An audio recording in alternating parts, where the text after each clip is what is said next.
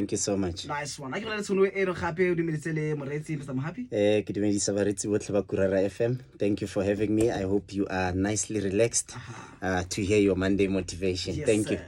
In the weekend, Mr. Happy, yeah, it was good. Yes. It was really exciting. Yeah. Very cold as well, but yeah, it was cold. yeah, this weekend was interestingly cold, but it's good. It's good. Yeah. Legally, how can you break? What we're going to talk about? What we're going to talk about? So, in summary, Akiru, we've been talking about the meaning of life and what is life. And we had classified life into three main pillars. The first pillar that we were discussing was called reproduction. And the second pillar that we were discussing was called adaptation. Yes, sir. So within these two first pillars, we were discussing the laws of life within the same pillars. So now we're doing the last pillar, which is the pillar of response to stimuli. Response to stimuli is basically how do we react to the things we encounter and experience in our lives, because how we react or respond to them determines what ultimately happens to us. Wow. No, you break it down so nicely, Mr. Mahapi. We've been doing this so nicely, cruising so nicely. At the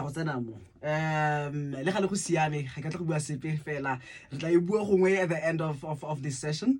But then, yeah, take it away, sir. Thank you, sir. So I think let's just talk a little bit about response to stimuli. We have spoken about how people need to reproduce after themselves, and how everything that is created to reproduce after its own kind. You know, you look at lions, they produce, lionesses. You look at they produce lion cubs, actually, not lionesses. You look at bulls, and they produce calves. You look at all different types of animals produce after themselves. So you will never find an orange tree producing apples or an apple tree producing grapes.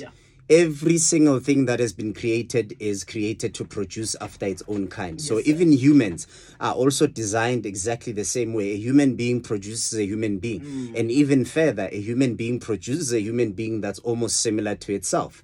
Which is also a very important aspect of it, which is why in the medical field you've got things like DNA, which is what they would use to then trace where your parents are, or your forefathers, or your grandparents are. They are able to link you by virtue of blood. So even your system as a human being carries memory of where you come from.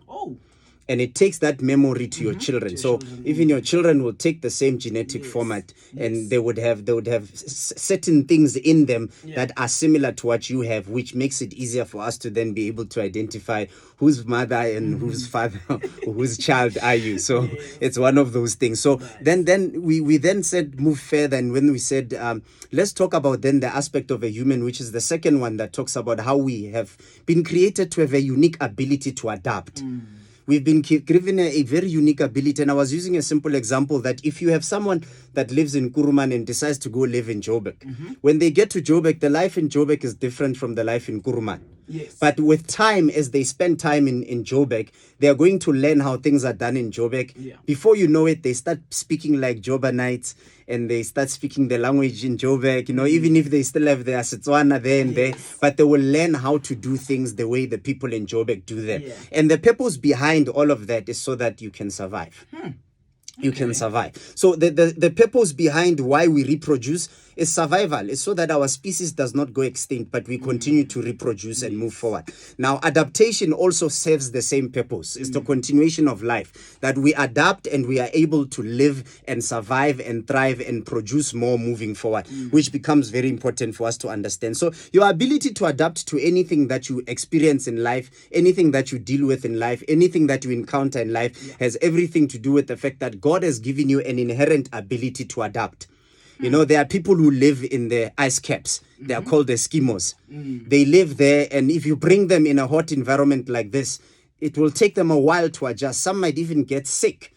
And if you take someone from Africa and you take them to the ice caps, it's going to be a very terrible experience for them, because they'll need to keep themselves warm the whole time, because it's not an environment they are used to. But as they start spending time in that environment, eating the food of that environment, because even the food of that environment is such that it allows you, even your body, to adjust to the environment that you are living in. There are things there that they don't find as food, that we find here as food. There are things we find here as food that is not food that side. So the type of food that grows even in the area that you are trying to adapt to, the resources that are available for you in that area are also aligned to the environment you are adapting to. So what am I trying to say is that it does not matter where life has thrown you. It does not matter where God has put you. There are resources where you are for you to learn and use those resources to your advantage, for you to be able to do better for yourself, to be able to adapt and actually find a way to thrive, survive, and do good for yourself, even in an environment that you might have not initially thought it was a good environment for you. So even adaptation is important for us to understand. Now, the last pillar that I want to touch on is response to stimuli. Response to stimuli is the last pillar I want to touch on, because I believe this is where a lot of things converge, and everything comes down to this in life. Everything comes down to how you deal with everything that you experience in your life, how you respond. Some people will say you must respond to things and not react, because the assumption is that when you react, you are being emotional, but when you respond, you are using wisdom. Whatever the case might be, the bottom line is that there are certain things you need to understand about response to stimuli. Why do we have to talk about response to stimuli? Response to stimuli is the art of knowing that everything good and bad happens to everyone. Okay. True. When you understand this pillar, you will accept that everything good and bad happens to everyone. There is no single person in this world that experiences good all the time. There isn't. And there is no single person in this world that experiences bad all the time. I don't care how bad you think and how bad you perceive things in your life. There is always some good in everything that happens in your life. It is impossible as a person. Life is not that unfair. Maybe it is unfair in your eyes because there is a certain level of good you want to experience and you are not experiencing it. Therefore, you perceive life as being unfair. But let me tell you something. Life is so fair that it will balance the good and bad. Wow. It will balance the good and bad. And what makes the difference is your perception in life. So the effect or the impact of those things is determined by how you react or respond to such encounters. It's determined by how you react or respond to such encounters. Now, why am I saying this? Perception affects your perspective. Again, we are talking about life in perspective. Yes, sir. For you to have a certain perspective in life, it is influenced by your perception. Now, your perception can be a perception that says, nah, I never experienced anything good in my life. If that is your perception, that's how life will seem to you. Life will seem to you as a struggle. You hear people they do memes. In fact, I like that one ones. But botshelo bo tshwana le fatuku e hedileng, or botshelo bo tshwana le 5 rand, or they use all these things. Yeah. And all of that is perception that will lead to a perspective. That is why I always say to people, it is good to joke, but you must always understand, your brain does not tell the difference between a joke and something serious. Words are words to your brain.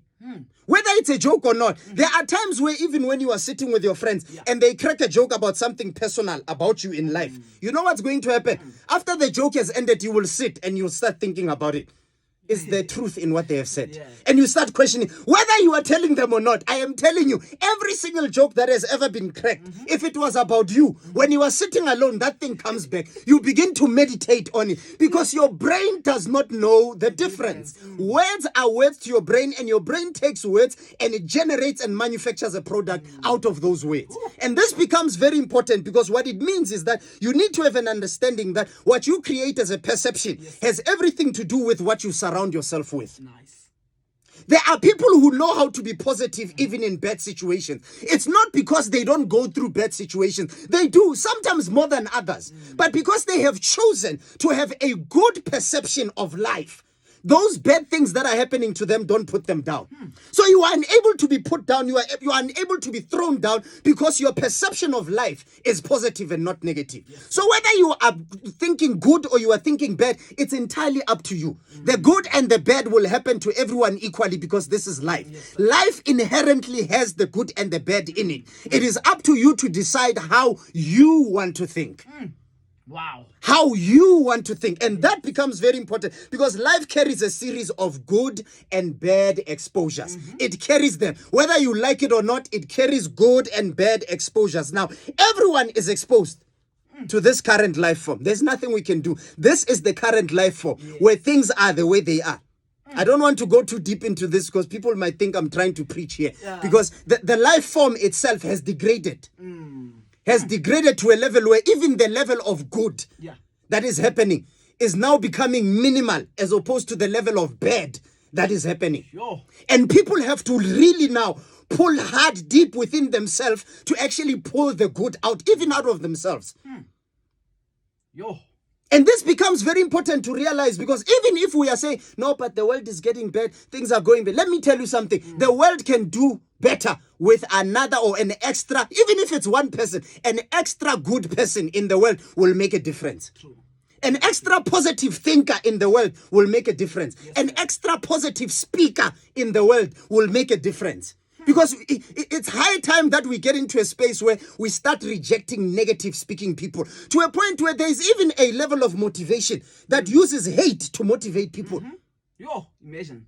They use hate to motivate people. They use anger to motivate. Be so angry that your anger drives you to do better than...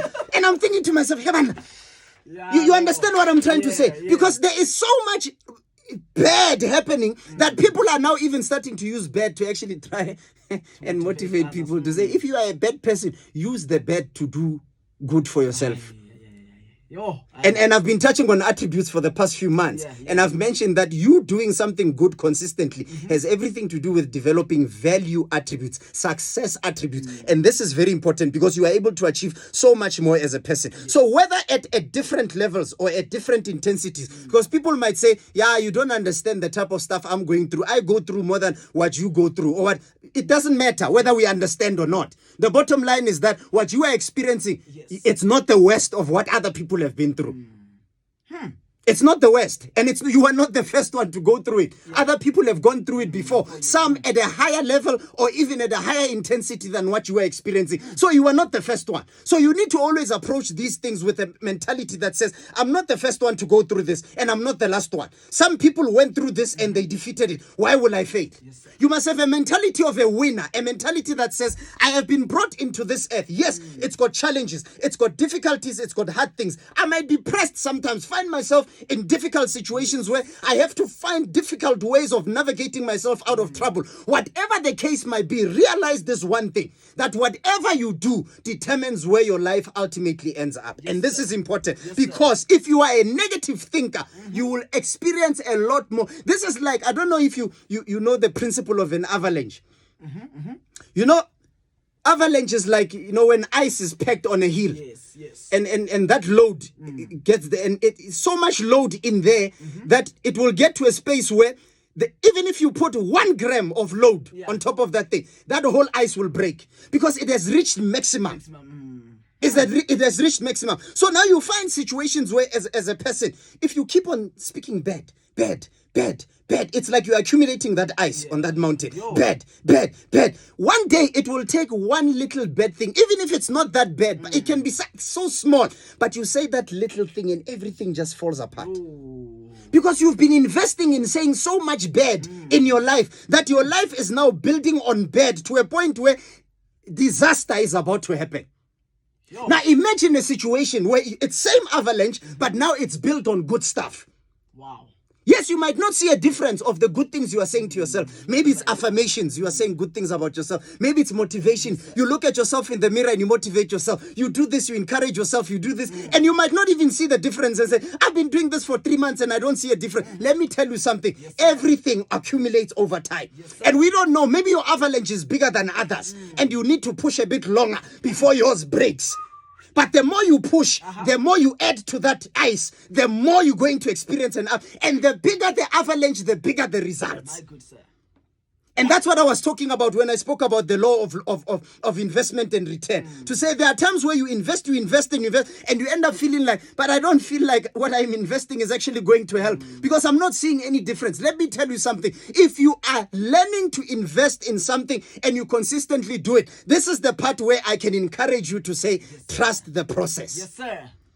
Trust the process, because that process will ultimately yield results. Nothing in this world has been created to be barren. Everything will produce something if an investment is sent through that thing. Everything will produce in a return if an investment is put in. It does not matter whether it is good or bad. It will always bring what? A return. Now, whether you are a good person or not, you will always experience both. Some people have this mentality that says, I'm a good person. Why is this happening? And they even make very dangerous prayers. And they pray to God and say, why me? Why am I always experiencing bad things? Why am I always going through this and that? Let me tell you something. You are not the only one. That's not the first prayer that God is even hearing that day that you are making. There's probably other 10 to 15 to even 5 billion people that might have prayed the same prayer. And all that God says is that this is life. This is life. You need to be able to understand that and say, this is life. It has a cocktail of good and bad stuff. You know, even Jesus in the Bible uses a parable where he talks about a drag line. Okay. A drag line. You know, there's a type of fishing where you put two boats along each other and you put a net in between them. And these boats will then sail. As they're sailing, they're dragging the net. The net sits right at the bottom of the sea. It takes everything, shells, it takes fish, all types of fish. It takes octopus. It takes everything that you can ever imagine. All of it is in that net. What then happens is when they pull the net up, when the net sits on the ground, what happens? The fishermen will go to the net. They take what is useful. They throw away what is not. So your life is exactly the same. It's like a drag net. Your life itself is like a drag net. It will drag every single thing that is in life. It will drag. Whatever that is in life will be dragged. But then ultimately in the end, when you sit to reflect, you then need to make a decision to yourself to say, what is it that I'm throwing back into life or into the sea? What is it that I'm keeping? Alban. It's not everything that has been thrown your way that you need to take. Some things you need to block out. Some things you need to shut out, because you understand that what you invest in yourself is what ultimately does what ultimately impacts you. So perception determines how these things can impact us. Nice. It's important. Now, why am I saying this? I'm saying this because there are people that go through trouble and they're able to go through trouble and still feel it's okay. But there are people that go through trouble. When they go through trouble, they feel like it's the end of the world. What is the difference between these two people? Perception. Perception. Nice. The difference between the two people is perception. That is why even at work, in your office, or even here at the radio station, when things don't work out, when things fall apart or things, God forbid, when things don't work well and they fall apart, the different individuals that are staff members in the office, how they react to the situation also is an indication of their perception of the trouble. Some people love trouble. People like myself, I love trouble. I love trouble because I feel trouble is one of the most powerful platforms you can ever use as a person to grow very quickly. Yes, sir. Okay. Trouble puts you in a corner where you do not have any choice but to grow. So what am I trying to say? Bad is as deadly as good. So some people would say, no, but I want to experience more good than I'm experiencing bad. Let me tell you something. It does not matter whether it's good or bad that you're going through. Your perception still can affect you. Let me show you an example. Money is an amplifier of character. Ne? Money is an amplifier of character. So if we don't know your character, if we want to know your character, I must throw a bit of cash your way. And then I'll observe. That money will show me who Recipe is. You understand what I'm trying to say? It will show me exactly who you are. Now, if you do not know a person, you will know them when they have money. Because that's when you see the actual true character of a person. Why? Because many a times as people, we say we want to experience good. What we don't realize is that money can embarrass you. When you receive it and you're not ready. Money can show people how immature you are. You understand what I'm saying? Money can expose you. Money can... If you say to people, what are you praying for? They say, I am praying that God gives you money. I say, hey, are you sure that's what you want to pray for? Because money will expose, it will amplify your character, and it will show off who you really are. And sometimes the unfortunate part is that the true us is not as mature as we want to come across. Very true. Oh, yeah. And you see it all the time. It's just pity that you can't go around judging people, but you see it all the time. When money comes into play, there are people that just somehow feel it's like they lose part of their brain. They become something else because money has entered. You will see a person walk around town, and I have money. And you're thinking, but I have money like that. So who cares? It's your money. It's not like you'll share some with me. So why do I have to know about it? Yes. So it's one of those things. So good things can make a person arrogant as well. They can make you very arrogant. So you were a humble, quiet person until 10,000 rands hit your account. 10K. Yo. When 10K hit, you were the first person for us to hear now. This is how you spend 10K. Let me show you how to spend 10K. Yeah. You understand what I'm trying to say? There is a lot of people and mannerism and behaviors that get exposed when people get money. And the sad part is that many a times we get exposed. So how we respond to the things that life throws at us sometimes is determined by what we perceive. So good things can also make a person pompous. True. They can make you very pompous. You know, when a person knows how to be quiet and humble and they are able to interact with other people in a good way, wait until they have money. 10K nyana fela. Wait until they have money. They will even, you know, there's this thing that people used to do in the past. I don't know if it still happens even now. When when a person has money, they'll even put their hands in the pocket. They change their walk. Even their walk is not the same. Yeah, no. It's the walk is different. Even when they are walking, they want. It's like that money has somehow changed and altered their ego. It has given them an altered ego. Because when money hits your pocket, I am telling you right now. Look, I am not, to some degree, I do not blame people when money does that to them. Because look, the money got the better of a lot of us. Because when money hits the account for the first time and it's money you've never seen before, it has a way of making you, and it requires you to just remember who you are and recollect yourself and remind yourself and sit down and keep quiet. Because you are not the only person with $1 million in an account. You are not the only person with 10 million. You're not the only person with 100 million. Even if you hit the billion range, you are not the first person. So sit down, behave. There's people with a lot more than you. But the money does that to people. Or good things can do that to people. So good things alone can make a person lose touch with reality. This is one of the reasons why I wanted to touch on the good stuff, to say, even if you want good things to happen to you all the time, you must realize the danger you are trying to put yourself in. Because the danger you are putting yourself into is that now you must always service your heart and remind yourself to be real and to be human all the time. Wow. You must remind yourself, because now the money is so much that sometimes you can lose touch of reality. True.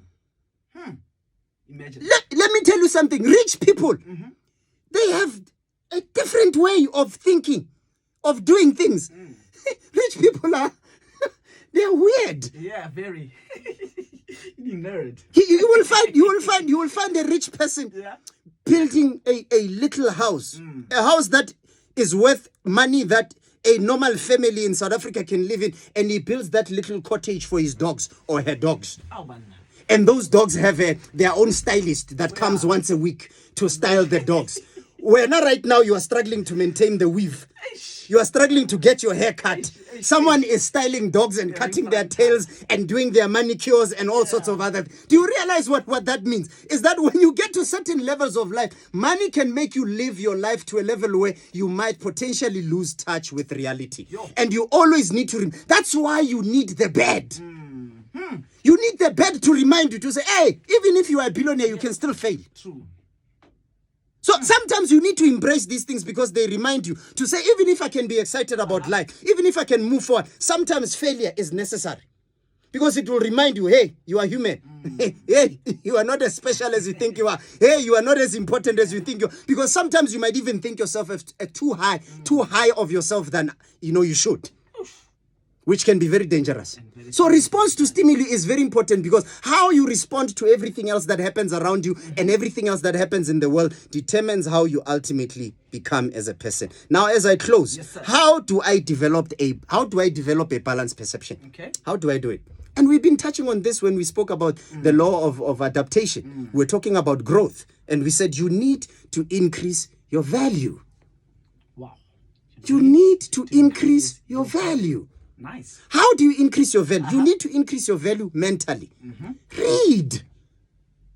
Invest in reading. Have understanding. Have knowledge. Work towards wisdom.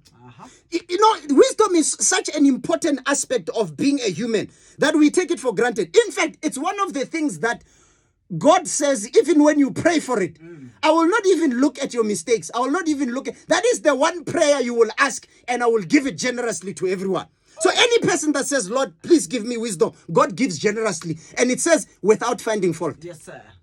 He gives generous, because wisdom is a very key aspect of your existence as a person. You need to develop in yourself mentally. You need to invest in yourself mentally. You need to increase your value mentally. That's why I was saying the other time, some people are millionaires, but because they were millionaires by network and they are not investing in themselves here, they end up messing up those millionaires.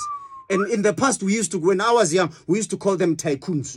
Yeah, We used to call them tycoons because they today they are rich, tomorrow they are not rich anymore. Sometimes, you know, they get rich for a few years, and after that the money is gone. And you realize that there was no sustainability in how that wealth was attained. How sad.